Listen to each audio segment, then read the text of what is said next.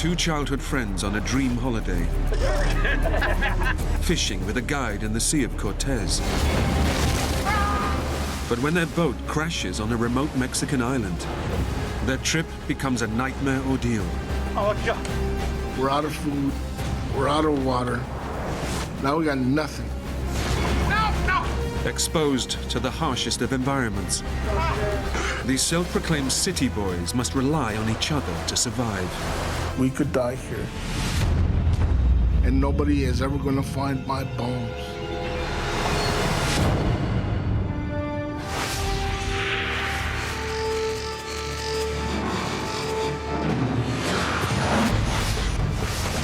Jump! I can't do it! You get over here! Jump now! Get him up! No! No!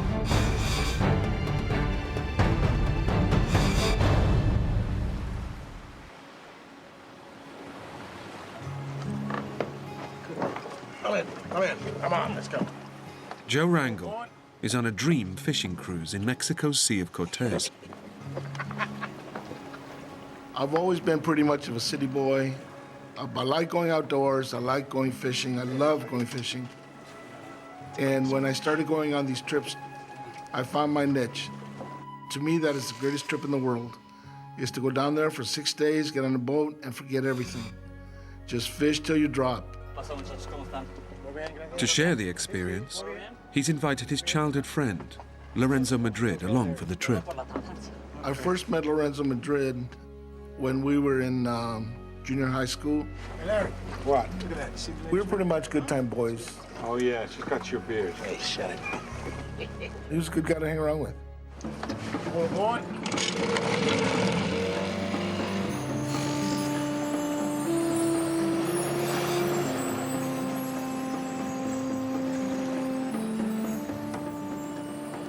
The men are based on a tour ship anchored off Guardian Angel Island, 20 miles from the Mexican coast. The east side of the island is popular with fishing tours, but today their local guide, Pepe, is taking them to a remote cove on the more exposed western coast. It's quiet, it's desolate, you're all alone. She comes, come on. It's like fishing nowhere else in the world. Yeah. Oh, my God. It's fantastic. I can't believe it. Look at that, Joe. Try another lure. Get out of here. You think I don't know what I'm doing? Well, how many have you caught today? Nothing.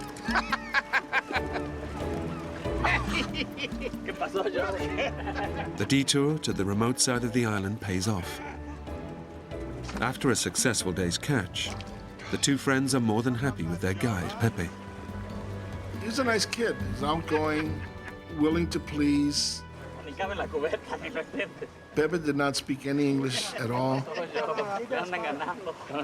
What'd he say? The bucket's too small, man. The bucket's too small. Sí, vamos. As the sun starts to set, it's time to head back to the tour boat. We just sat down and opened the beer and get the ride back to the big boat. But when Pepe swings south, the boys begin to wonder if they're heading in the right direction. The tour boat was anchored on the northern tip of the island. Should we go? No, I don't think so. Yeah. This does not familiar to me. Pepe, ¿dónde vas? So I asked him, isn't the boat back there? Vamos bien, el Celiangelina se fue para el sur mientras ustedes andaban pescando. Sí. And he said, no. While you guys were fishing, the boat passed us. And they went this way. I didn't say it. Nah, me neither.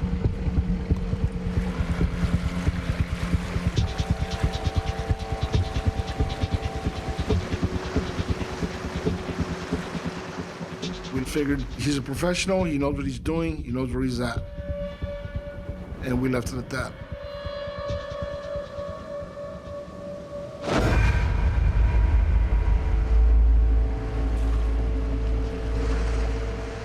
But after an hour motoring south along the island's coastline, There's still no sign of the tour boat.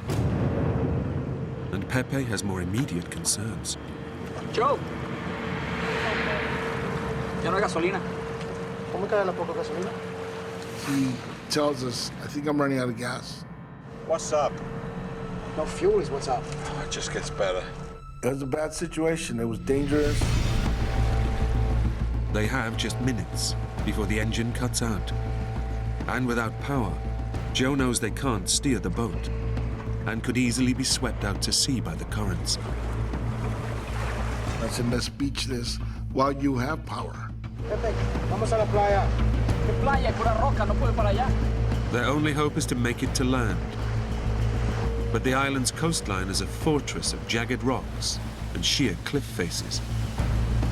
He said, there's no beaches. This whole island is rocks. They know they have no option but to try to reach the shore. Between the current and the sharks, I'd rather take my chances on land than out in the water. Vamos. No me quiero estrellar, no puedo estrellar. Vamos con ella. A la playa, vamos.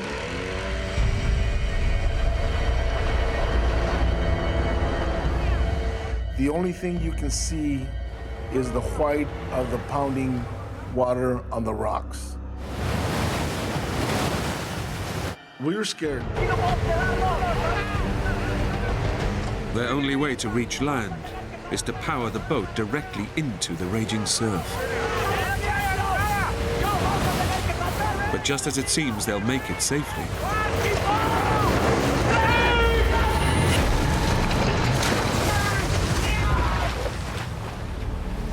a surge of water hit me from behind and forced me into the rocks.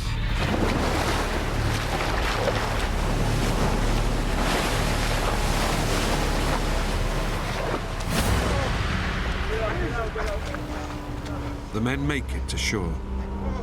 But they're now stranded on the island, with no way of calling for rescue. Larry! Hold on there. You're totally soaked, the wind is blowing, and we started shivering down to the bone. Bring it back. The men search for driftwood and build a fire, Made a fire before. using up their last few drops of fuel to get it going.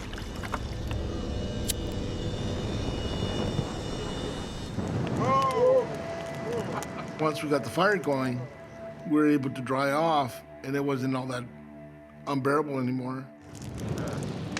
Not so bad now, Larry. We knew it should have been an easy thing for the big boat to pick us up the next morning. It's calls for a beer. The men resign themselves to a night out in the open, believing their stay on the island will be a short one. Boat will pick us up in the morning. We out.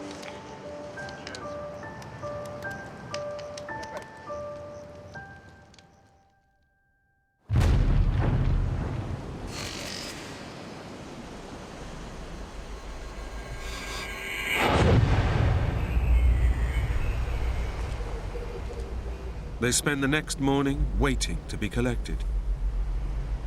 My guess was that we would be picked up no later than noon. All we have to do is just wait, and the boat should be here. Midday comes, and there's no sign of rescue. Now it's getting a little bit more serious as the day is wearing on. We need to get out of here. Mid-afternoon, and Pepe drops a bombshell. I said, well, I don't think they're gonna pick us up. The men are washed up on the side of the island that fishing boats never visit. Their tour boat won't look for them here. They're not gonna come this way. They're not gonna look for us.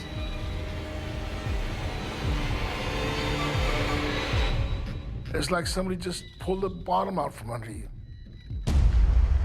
La única manera de salir de aquí es si nosotros hacemos algo al respecto. ¿Qué hacemos? What's he saying? He said the only way we're gonna get off of here is if we do something ourselves. Pepe comes up with an audacious plan to get them back to the mainland. Si no tiene agua, pero la podemos sacar con la cubeta. Si a Larry le podemos dar la cubeta, unos remos, se puede buscar para... He says we can bail it out.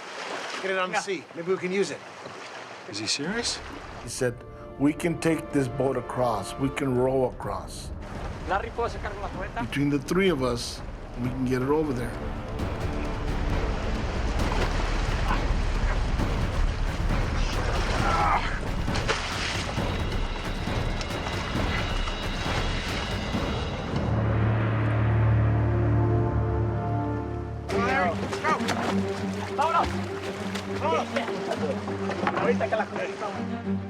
With no fuel for the boat's engine, they'll have to row to the mainland. But it's a 20-mile journey across open seas. It was an unbearable hot day, probably close to 100, but it felt good to be doing something. Out. Get the rhythm. Keep this up, guys. We actually thought we could make it.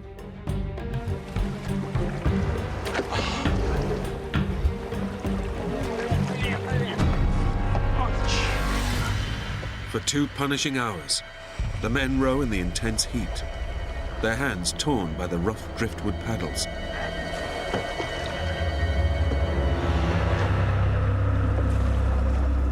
I'm getting exhausted. I am getting to the point where I'm just gonna drop.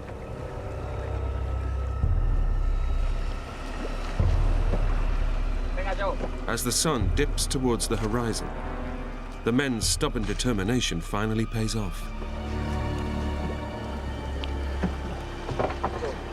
¿Qué es eso? Mira, para allá, barcos. Hay barcos. Aquí! You can see people on boats.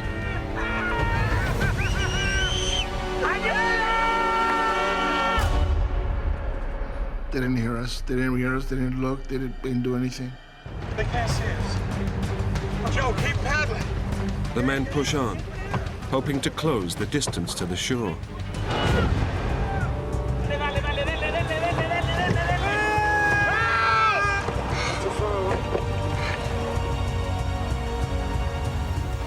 They make progress for another hour.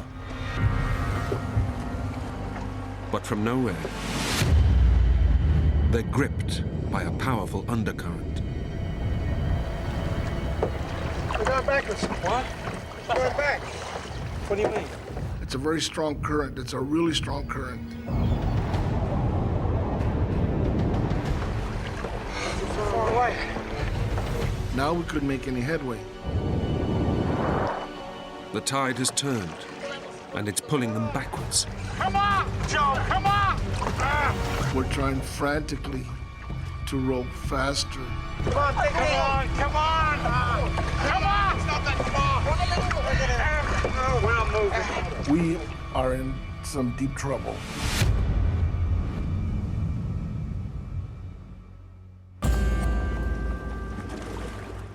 As night falls, the men give in to their exhaustion. But as they sleep, they're being dragged back ever closer towards the rocky shores of the island. Joe, Larry. ¡Despierten! ¡Nos vamos contra la roca! Joe! Joe, wake up! It rocks! Stop paddling, buddy! Come on now! Come on! The current was going to take us wherever it wanted. We're going to crash, and we're going to crash hard.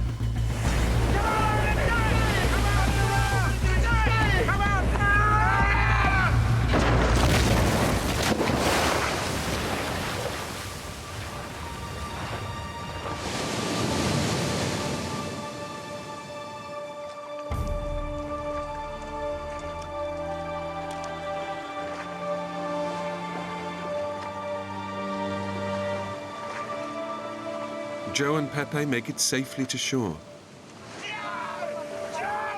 But Lorenzo is thrown violently onto the rocks, severely spraining both of his ankles. The 3 men's attempt to escape the island has failed, and their boat is now completely wrecked. We didn't talk much that night. Lorenzo and I were pretty down in the dumps. We were depressed. 400 miles away, in California, Joe's wife receives a phone call. That was when I learned that they were missing. I just was gone. I can't even describe it. It was like, you know, my feet were kicked out from me.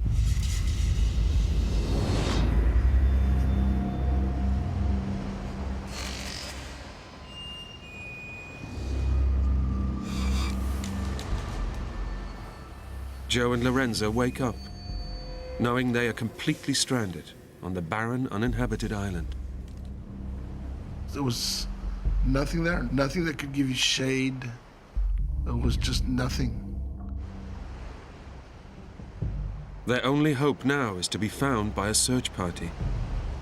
But they are in no physical condition for a prolonged wait. I was somewhat overweight, and I had found out about a year earlier that I was diabetic. Joe suffers from type 2 diabetes, a condition where the normal levels of sugar in the blood can decrease rapidly. It's commonplace, but potentially life-threatening if not managed properly.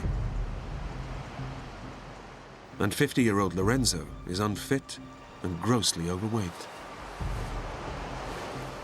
Lorenzo may have had health issues. I pressed him on it, but he said no, that he didn't. But then at the same time, he told me that he hadn't been to a doctor for years.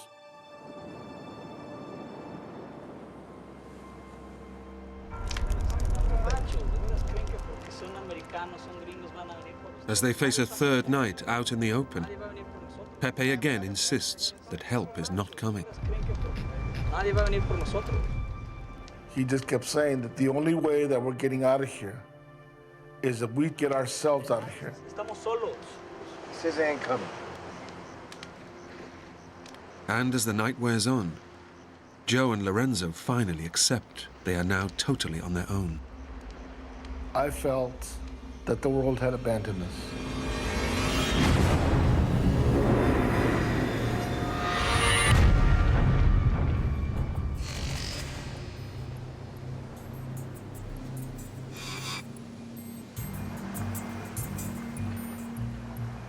After 2 days of waiting for rescue, the men must take their survival into their own hands and hike to the northern tip, where tourist boats will be moored. But it's a daunting journey. This island's 20 by 40 miles. It's uninhabited. There's nobody there. Pepe told us that there probably is commercial fishermen or the tail end of the tourist boats at the northern end of the island. And if we get there, we will be picked up. But the men have no idea how far down the coast they are. And they could face a 40-mile hike along the entire length of the island. The coast, as I saw, was the only logical choice. Nobody is going to go inland to look for us.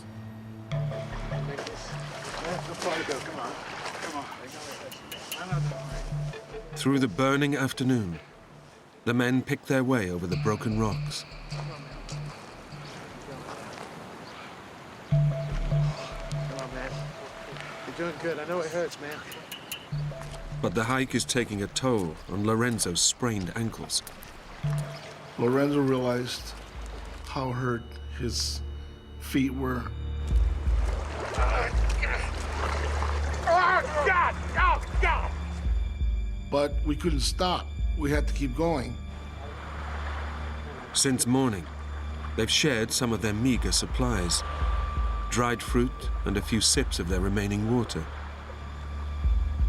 The lack of food is causing Joe's blood sugar level to plummet, bringing on the first symptoms of diabetes.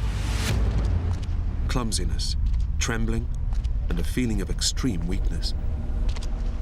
I'm tired, I'm hungry, I'm thirsty. Come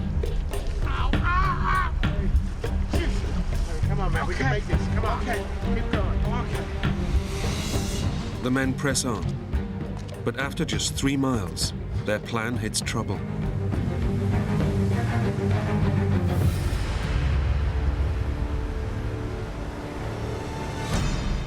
Their route north has come to a dead end. They can go no further. We're saying to ourselves, what the hell did we do now? La corriente ahorita está pesada, pero con cuidado podemos cruzar. Yo salto primero para que vean cómo. Pepe said, you know what? I'm gonna swim across.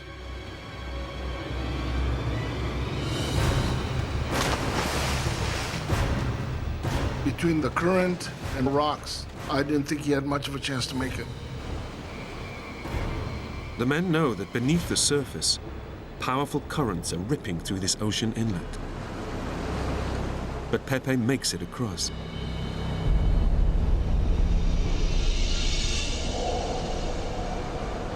Wish me luck, buddy.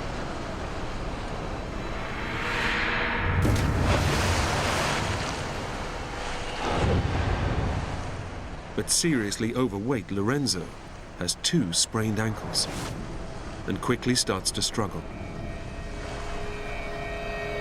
It's a really strong current. The water surge got him and started taking him under.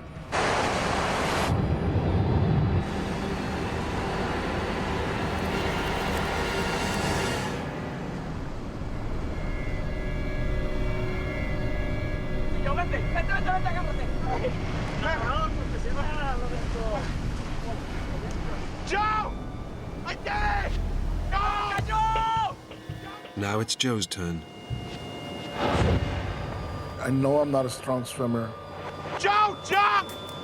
But he's paralyzed with fear. Joey! The hell with it. I'm not doing this. After a day's hiking, with little food, Joe's blood sugar level is crashing, bringing on extreme confusion. Come on, Joe! Stay here! Joe! I just said, you guys go ahead, go on. I'm just gonna die here. I can't do it! Joe! What's the matter with you? It was terrifying because I was afraid of getting pounded on the rocks. You get over here! Jump now! Joe! Lorenzo encouraged me the way that we always talk, challenging each other, Jump, jump, jump for me! Gotta stay here. daring each other to do something. Joe! And Lorenzo said, don't be a sissy. Jump now!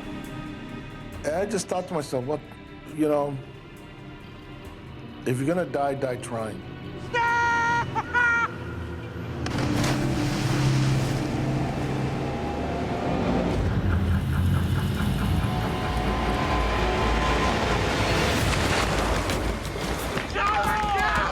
Yes, Joe! Yes! Come on, buddy! Come on, Joe! Joe, come on, buddy! Joe! I was a sissy for nothing.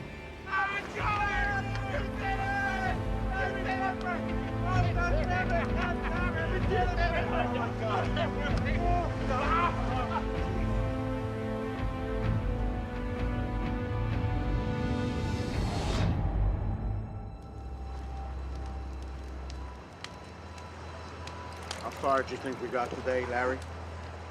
A 4th night brings respite from the heat. But now totally out of food, and having finished their last bottle of water, the situation is becoming desperate.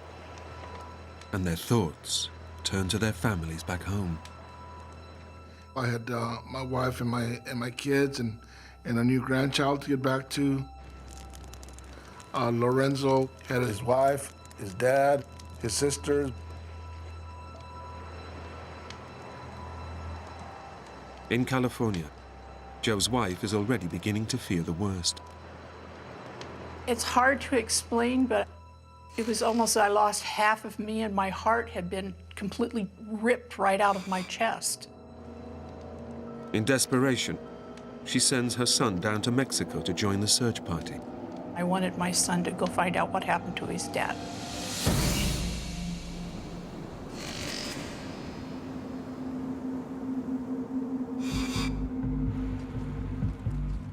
As yet another day dawns, the men face the blistering heat with no water. Only fishing boats to the north can save them. We have to do whatever it takes to get to the northern end of the island. But they have no idea how much more of the coast they must navigate to get there. And Lorenzo is finding the pain of his sprained ankles unbearable. Come on. You're gonna get there, man. Get you a nice big deal. Joe! Ow! I can't. Don't, please don't touch me. I can't do this anymore. He finally just said, I can't do this. No! I can't go any further. I can't do this. Lorenzo was very upset. I can't go any further. He felt that he let us down. Joe, lo tenemos que cargar. Si nos quedamos aquí, nos morimos. Momento. We realized that Lorenzo's mobility is pretty much down to zero. But we somehow needed to keep moving. I can't walk. We'll get you out of here. Joe knows they must find a way to transport crippled Lorenzo. But all they have to work with is the junk washed up on the shore. Pepe! Voy a hacer una lanza! Esta vez! Pepe had an idea about building a raft.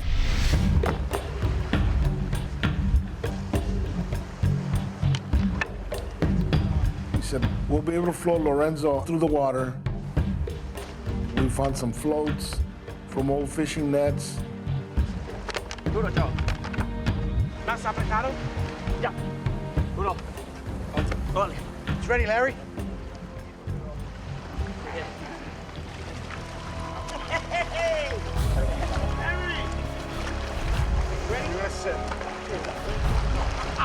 We wanted him to not have to put any pressure on his feet, and it worked. Come on, guys, we can do this. Try to put your weight over to your right. Okay, I got it. Lorenzo didn't say anything, but I know in his heart that he was grateful.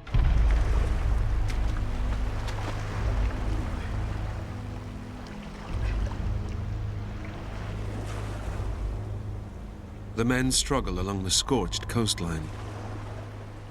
But 5 days of exposure to the relentless sun are putting huge pressure on Lorenzo's grossly overweight body. And his heart strains to keep him cool. Joe is fighting the effects of his diabetes. And having not drunk anything for 18 hours, his craving for water is becoming too much to bear. This can't go on. We can't do this. I gotta get off.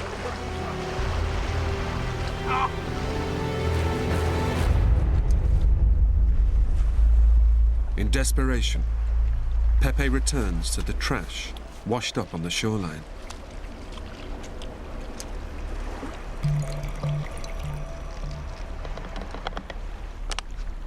I said, look what I found in this blackish looking water.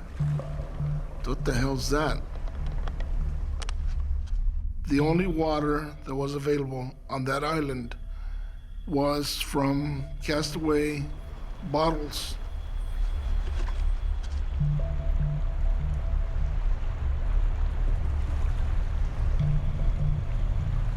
Once you get thirsty enough, it didn't matter that that water stunk. It still tasted good. It was water. But in these extreme conditions, a few mouthfuls a day is barely enough to keep them alive. Without enough fluid, their bodies are at serious risk of overheating. And floating above the cooling effects of the sea, Lorenzo is especially vulnerable.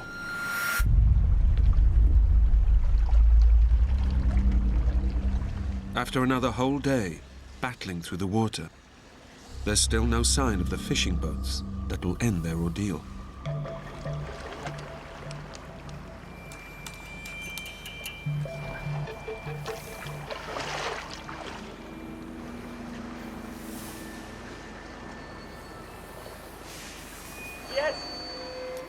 Then, Pepe spots something among the rocks.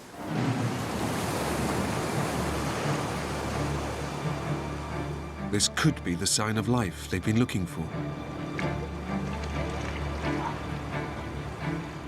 The first thing that went through my mind was, I'm out of here. But then I see my tackle box from the first day. The men realize it's their own fishing tackle. They're back at the camp where they first beached 4 days ago.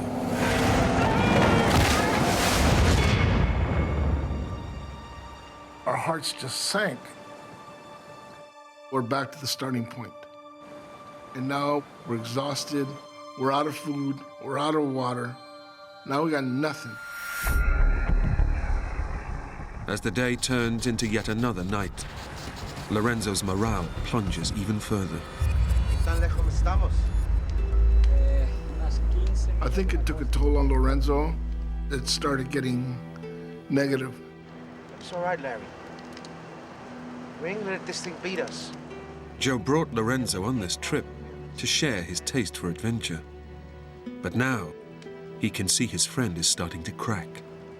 We are gonna see our families again. You and me, I am gonna look after you, Larry. And I told Lorenzo, we're not dying here. We're getting out of this. We're going home. It's just time. Just hang in there.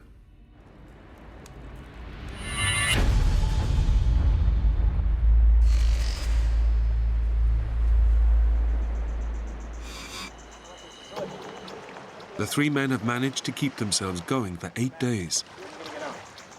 But in scorching temperatures, and with no food and hardly any water, injured Lorenzo is weakening by the hour. Staying on like that? Yeah. I saw him as my friend who needed my help. That's it. We would go in the water about 6:30 in the morning and start moving north.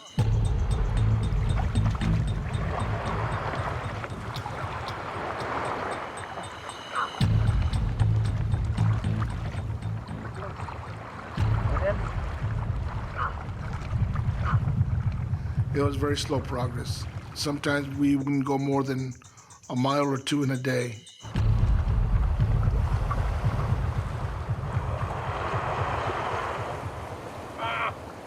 Around 1 or 2, we would start looking for a place where we could spend the night.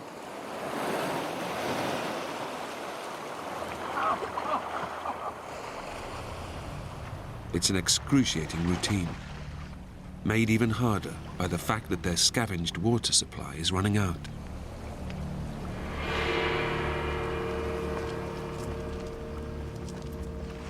Those castaway bottles kept us alive. But as the days went on, we were finding less and less water.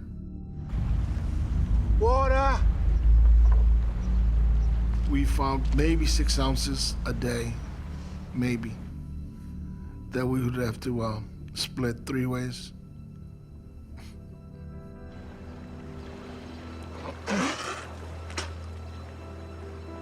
So, When their precious few drops of water finally run out, they know they won't survive in this heat for much longer. Their hike north is now a race against time. I never really thought survival was as difficult as it is.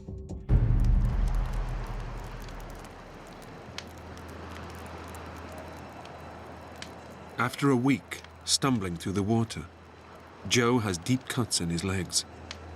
They're becoming infected, and blood poisoning is now a real threat. If it sets in, it could kill him within hours. This could be a lost cause. I could die here. And I told him, look, I'm gonna write a letter to my wife and my kids in case something happens to me.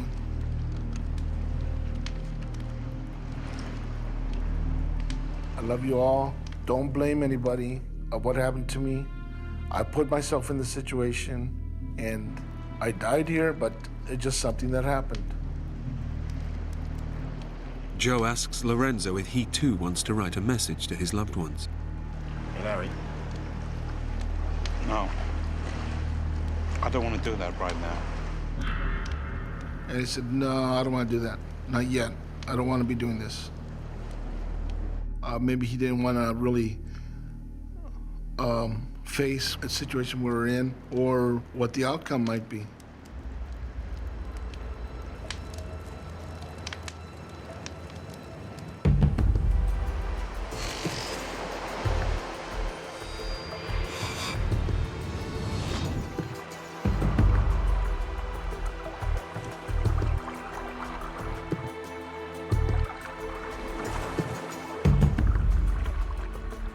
Ravenously hungry, the three men are desperate for anything to eat. Joe resorts to pulling tiny sea snails from the rocks.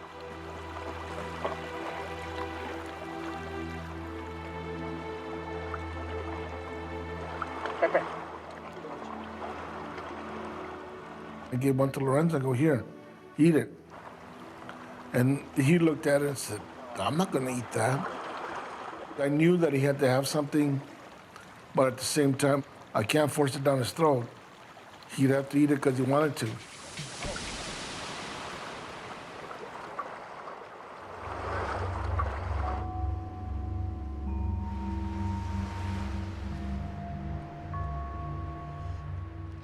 When the sun is gone, the temperature plummets. So far, they've kept warm with driftwood fires. But now, disaster strikes. What happened? It broke. The lyre it just fell apart in his hands. The salt water had just eaten it. From now on, the men have only each other to keep warm. With death closing in, the men are unaware their families have been searching for them. But they've joined the rescue teams that believe the men are fishing on the east side of the island. After 6 days searching, Joe's son calls home with devastating news.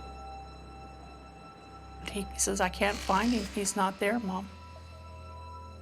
I don't know if we'll ever find him. And he was heartbroken. After 8 days missing, the search is finally abandoned. The men are feared lost at sea. I had given up hope. The reality of it was he was dead and wasn't coming back.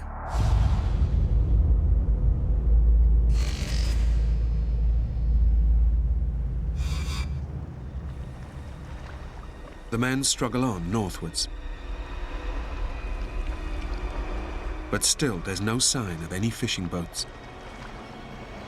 Lorenzo is becoming increasingly depressed and irrational.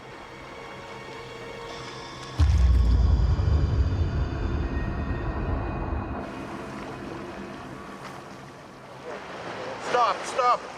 We gotta go back. I lost my glasses. We gotta go back. I want my glasses. Things are gonna be okay. He just totally panicked. He lost it. They're my glasses. I need my glasses. You got me. I need my glasses. I need my glasses. I'm trying to convince him, okay, look, now I'll be your eyes. But there's no consoling him. For him, it was the end of the world. Can't go by the last. What? Lorenzo was starting to lose touch with reality.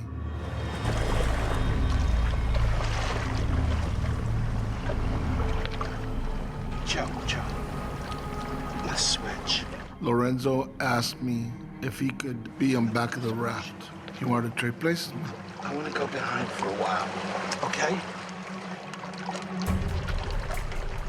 Delirious with dehydration, Joe takes up his friend's offer of a ride, without realizing how desperate Lorenzo's condition has become.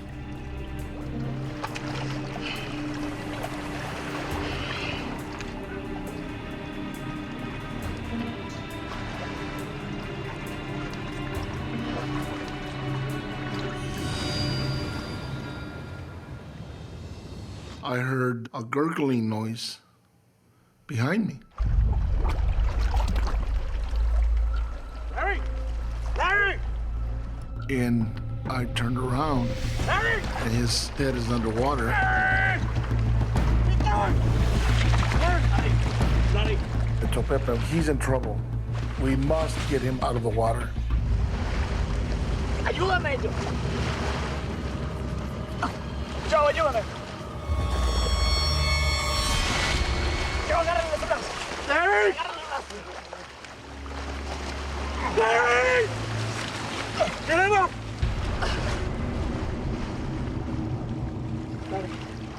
Larry!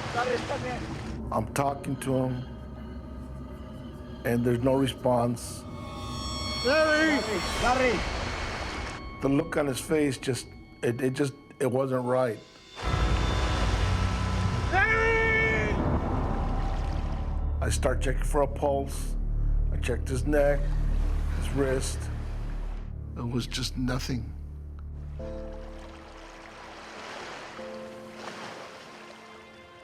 After 12 days, battling to stay alive, Lorenzo has finally succumbed.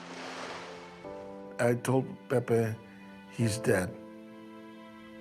He passed away.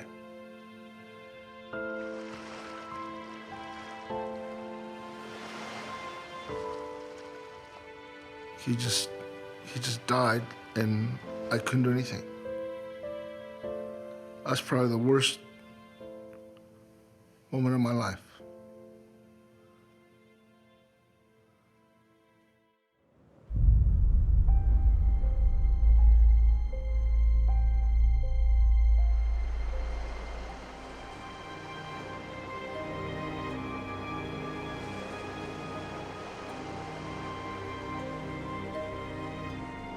At first, I was angry that he abandoned me. We should be seeing this through the end. But then I realized it was a big ordeal for him. And his body just gave out.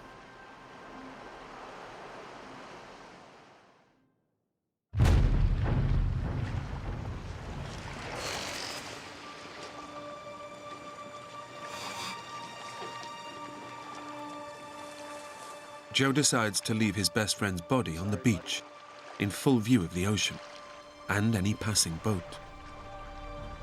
I want him found. I want his body found, even if it's just skeleton. I want him to be found, be taken home.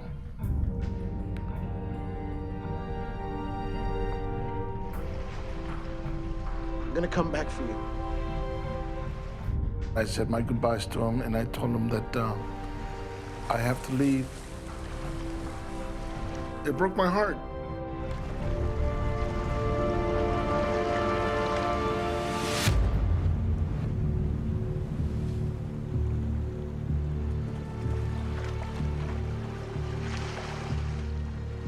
Joe and Pepe struggle to keep moving north, barely clinging to life with every step. We were living moment by moment. It was no longer, can I do the 10 more feet? It was right now, can I take another step?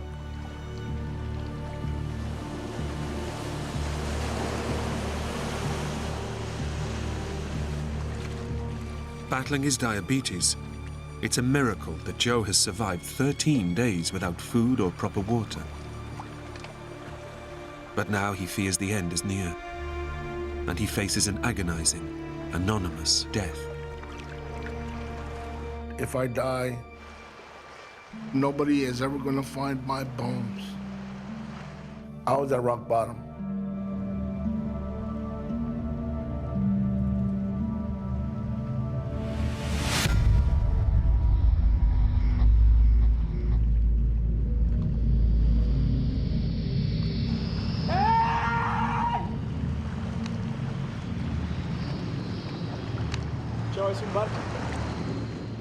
Pepe turns around and yells at me, "Did you see that boat?" He was very excited.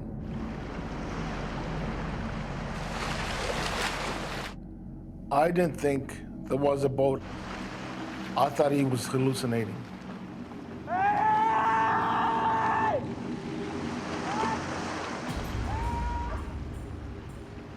All of a sudden, I'm alone.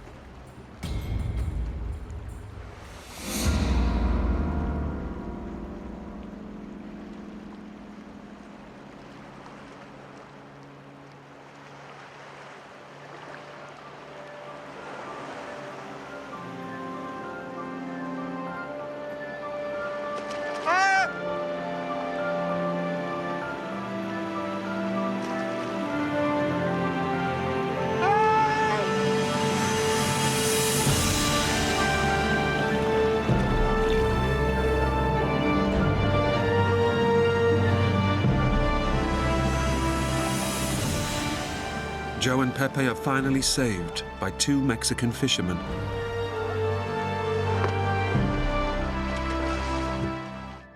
It was exhilarating to see this boat.